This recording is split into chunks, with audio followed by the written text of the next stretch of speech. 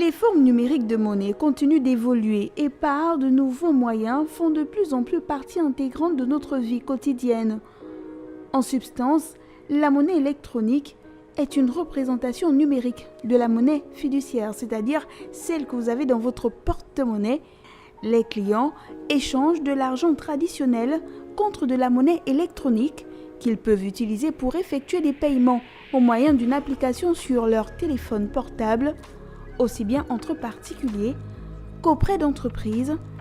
Une véritable révolution. Parmi les forces du mobile banking, on va pouvoir observer dans un premier temps la proximité avec le client. Grâce à un réseau d'agents relativement dense, on va avoir une banque qui va être au contact assez régulièrement du client et de ses besoins.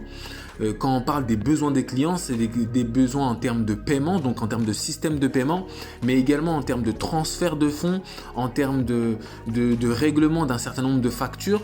Ça, c'est un avantage qui est notable et qui est considérable et qui tranche avec l'utilisation qu'on pouvait avoir de la banque traditionnelle, notamment dans un bon nombre de pays et dans un bon nombre d'économies africaines.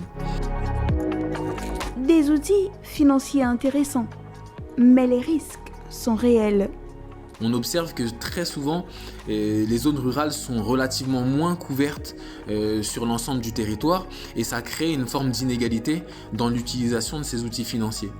Au-delà de ça, on a la question de la gestion du risque de crédit et la gestion du risque de contrepartie qui interroge notamment la solvabilité lorsqu'on est dans une situation de prêt et la question du taux d'intérêt. La question du taux d'intérêt, des taux d'intérêt qui peuvent être parfois relativement élevés. Et si seulement c'était tout. Depuis un moment, certains véreux ne manquent pas d'imagination pour tirer dans leur filet les consommateurs. Voici l'une de leurs démarches. Un X vous appelle. Il se présente comme directeur technique d'une société de téléphonie mobile et vous invite à lui remettre des informations sur vous afin de les réactualiser. Erreur. L'objectif est tout simplement de pirater votre compte et de vous dépouiller de vos sous. Mais justement, c'est en cela qu'il est important de mettre l'accent sur l'éducation financière. Que ce soit le mobile banking, que ce soit le mobile money ou encore les différentes fintechs qui sont proposées, il ne reste que des outils. Ce sont des outils et en tant qu'outils, il convient de sensibiliser à l'utilisation de ces outils.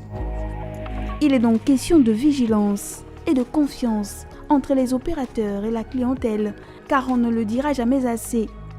Avec un simple clic, tout peut aller très vite.